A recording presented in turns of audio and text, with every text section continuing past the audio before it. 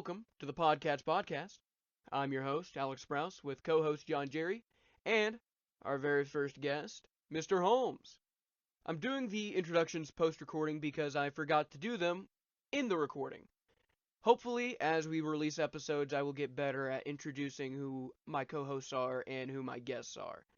But bear with us, stick around, and without further ado, enjoy the podcast. I'm delayed. Let's begin.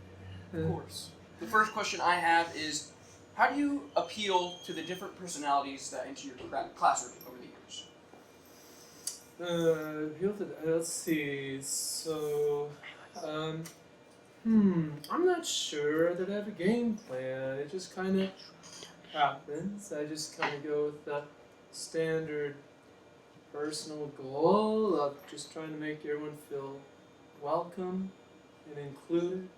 I enjoy getting to know my students, and I don't do it in like a contrived way. I'm happy just to ask them what they're interested in, what they think about school.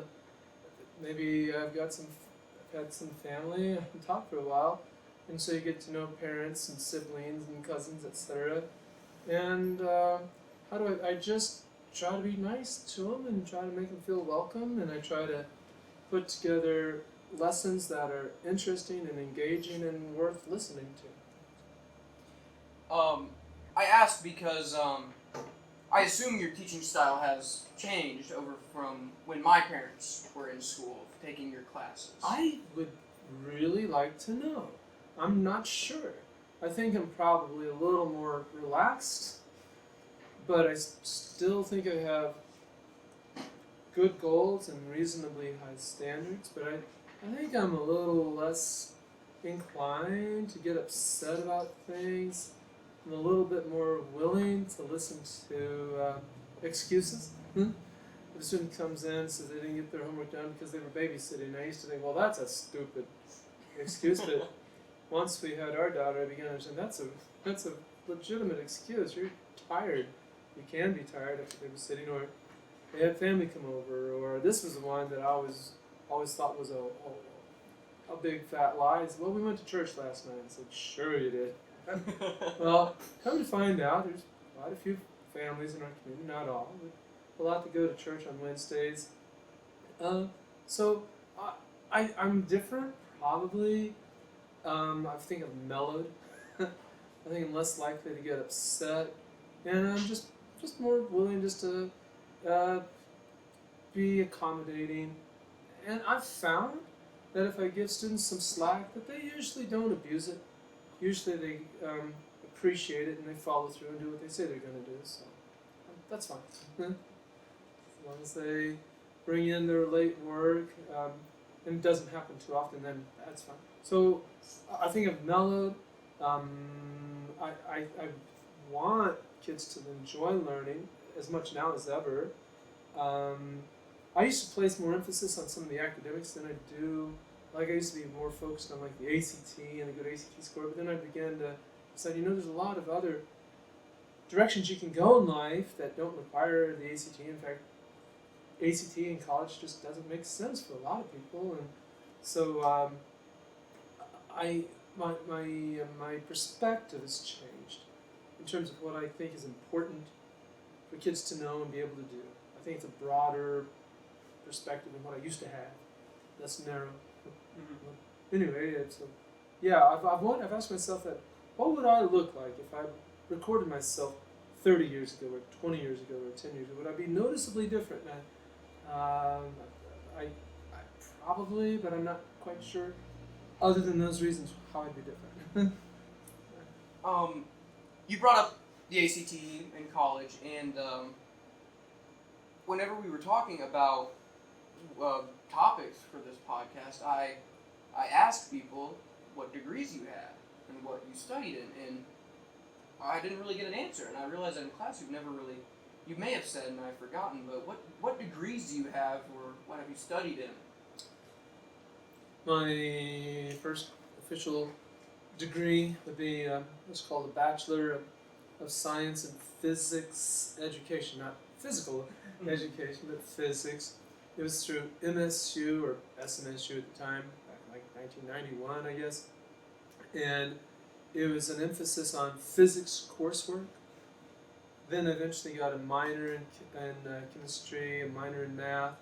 So my official degree would first be a Bachelor of Science in Education, emphasis on physics. Second, I went to school in Rolla at S&T, and I got a Master's of Science for Teachers of Mathematics. And all of it was math classes, well, there were no education classes, just all math and computer science classes. And that would be it, those two. Bachelor of Science and then the Master's of Science. Speaking of science, that's a big thing that you personally teach. Like a lot of your classes, you were my physical science teacher. That was what, freshman year? Yeah. You're John? No, not with me. No. I was first hour, sitting 3 rows in the back. Okay. I think I had a third hour. What a bum, not first hour. third or fourth hour. I can't quite remember. But science is a big thing you teach, and I've been curious myself. What was the first time you can remember being just intrigued and enthralled about science?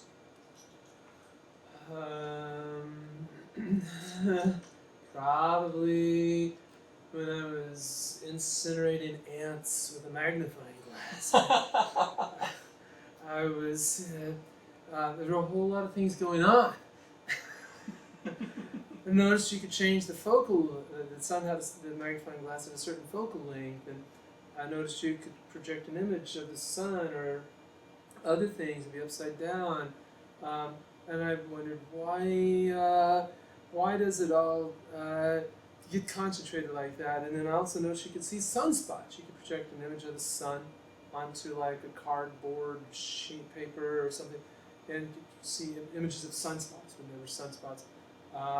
Ants. I used to dislike ants. I don't know why I disliked ants, but I was pretty rough on it. I'm happy to report that now I'm a much more humane person. I was pretty evil. But when did I first become intrigued by science? It was just outdoors stuff, just playing outside, noticing insects, noticing the sky, rocks. I just gradually became more and more aware of the world around me, and I thought, well, that's pretty cool stuff. How did this happen? Where did this come from? How do these things work? And I just kept going from there. So probably was on my own when I was young, just outside, just this gradual awareness that there's a lot of fascinating stuff in nature. Would you say because of those experiences that is what brought you to Science Club for the Licking High School? They contributed, definitely. If I were to kind of give you a short list of things, some of the most enjoyable times in my life were outdoors oriented with my family and friends. And I try to incorporate fun outdoors stuff for kids in Science Club.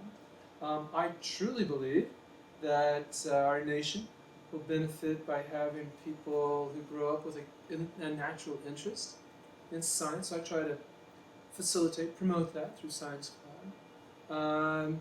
Physical fitness is, in my opinion, physical fitness is a form of simply being wise, of living a good life. And I feel like Science Club can contribute a little bit to physical fitness.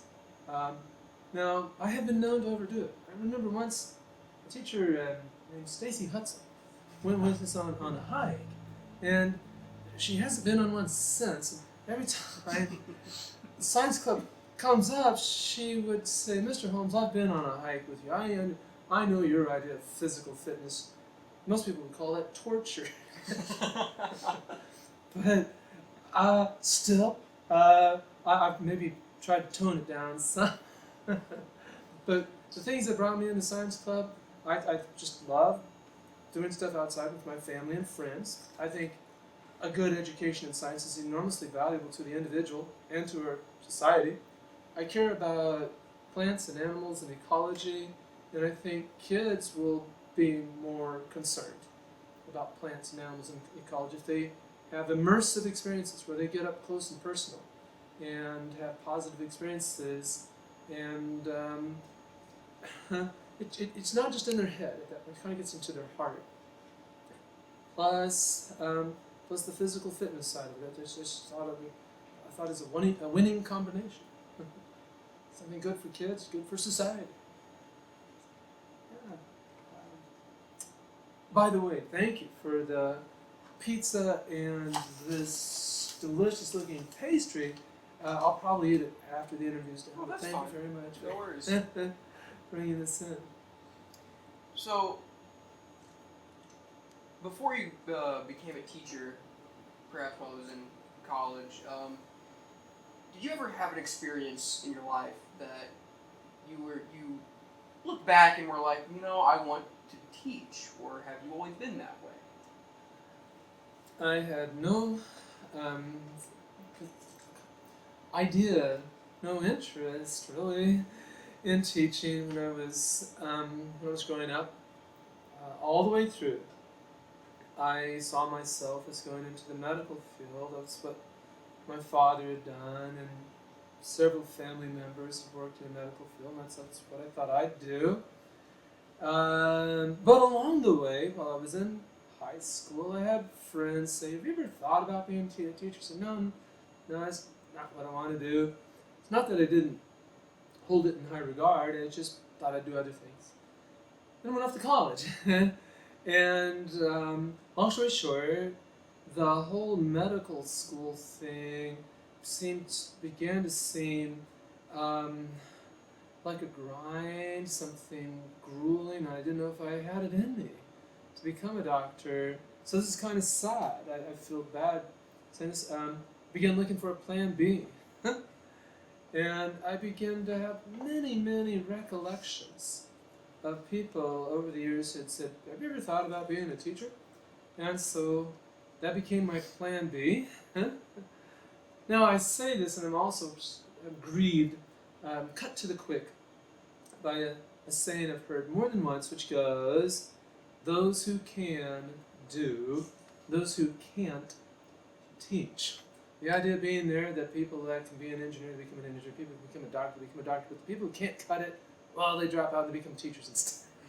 I thought about that, and I think that there can be truth to that. But overall, here at Licking, I've become convinced that it's much more true to say that those who can do and those who care teach. I think there are a lot of people that are in the teaching field kind of convicted almost against their will. They see that it doesn't pay well. They see how many hours are involved. They see the toll it takes on their personal life and their family time. But they can't help themselves. They just feel like it's an honorable, noble, important calling. And so they teach.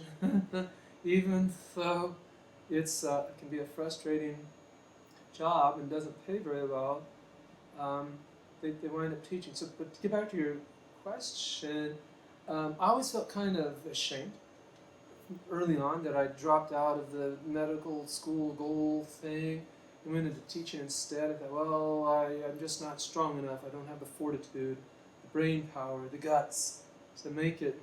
But as the years have passed, I really have had less and less regret, and I've been more and more satisfied with my choice to go into teaching. I've enjoyed it. I care about the kids. I care about our community, and I love the content, physics, and chemistry, and astronomy, and math classes. I thoroughly enjoy the content, so I'm pretty happy doing what I am. But it was not my goal early on to become a teacher. It just kind of went that way. Either of you have any people in your family that are in the teaching field? I do not. My father is a dispatch at Allied A1 Moving in Rolla, and my mother is a stay-at-home wife. Yeah.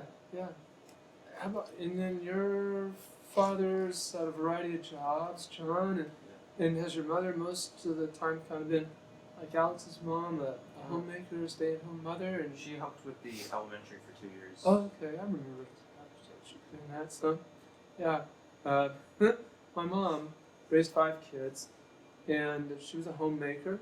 And I'll never forget how once in 2nd grade, Mrs. Cordery had asked the class to write something about her family. Open house was coming up. She wanted to have us kids write something about her family and post up on the wall. Parents come in and read about it. And I wrote about my dad. So my dad's a doctor. He works with patients. He does this nice hospital, has this nice office. And then I had one line from my mom, which went, "My mom is just a homemaker." That's all I had to say about my mom. And my mom came in for open house and she read that and she said, "So I'm just a homemaker, huh?" She said, "Is that all that I am?" And I said, "Yes." Well, as the years passed, I began to appreciate just all that a wife, mother, homemaker does.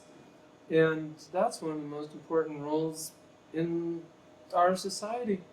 And I've apologized to my mom several times for not expressing more appreciation when I was in 2nd grade. But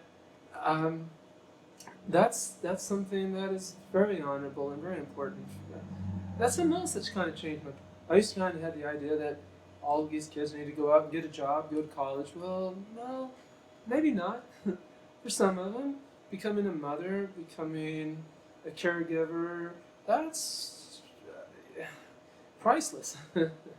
There's nothing that's better, in my opinion, for kids than for mom and a dad to be in their lives and to be providing them guidance and support and this confidence that their world is stable. It's not just going to deteriorate. So anyway, I appreciate the different roles that people can play, either in the workforce or in simply the home. More so now than what I used to. For Science Club,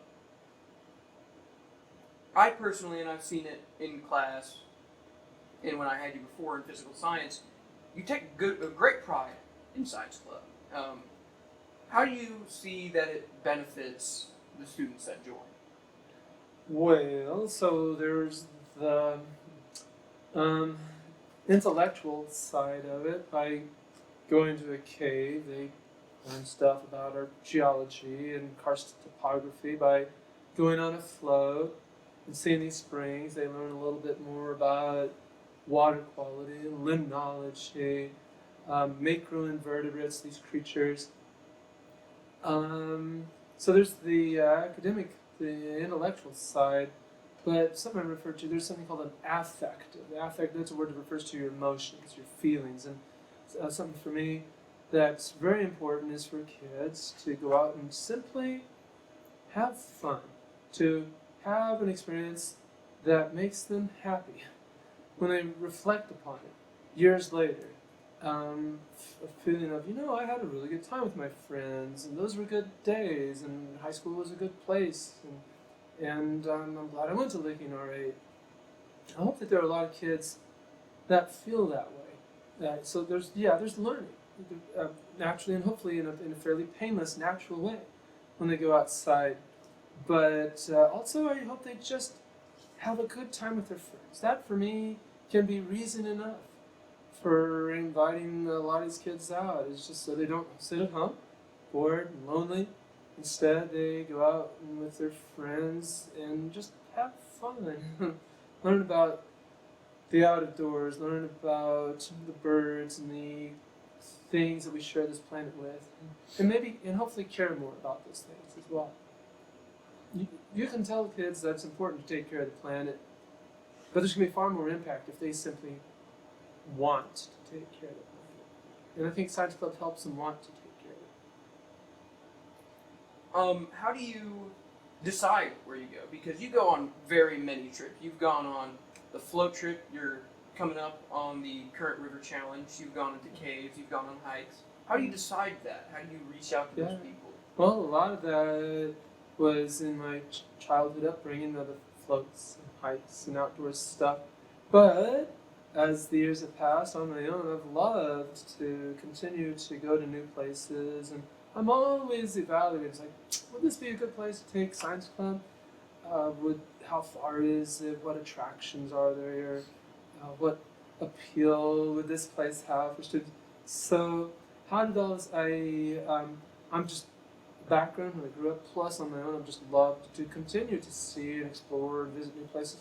I do some of that on my own. I do some of it with some of my own friends and colleagues, and it's always a good time.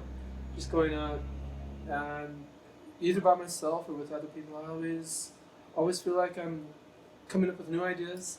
It just kind of happens. The new ideas. Sometimes I'm deliberately looking for new ideas. Other times it just falls into my lap. On the other topics of, you know, the classes that you teach, math, physics, astronomy, do you say homework is beneficial? I do. Now, that's largely based on my own experience. When I was in junior high and high school in the 1980s, my teachers would give homework, and I was one of those nerds who was fairly compliant and did the homework, most of it, honestly, and with this notion that it was probably going to be helpful to me. Plus, I simply enjoyed it.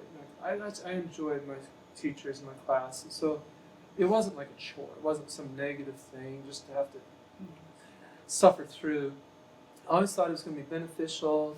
I enjoyed it, and to answer your question, I do my best to try to replicate that experience for my students, where what I assign is a manageable amount, worth their time, worth their energy, and leaves them feeling hopefully like they're growing and that their skill set and their knowledge is continuing to broaden. So I thought about homework a lot. And my own experience was it was very beneficial, and to this day I still feel like a certain amount is beneficial for students. Then there's this question: how do you define certain amount? And it's kind of a moving target. Depends on the class, depends on the kids. But I feel like some really has benefit to kids. But I'm very, very, very mindful of time that they're losing. If I give them homework, I don't want them to be giving up a lot of time and energy from their family or just fun pursuits. But I think long term, they're going to benefit by developing more of a work ethic and building their reservoir of knowledge. I believe. How much time? 24 minutes 24 minutes. in.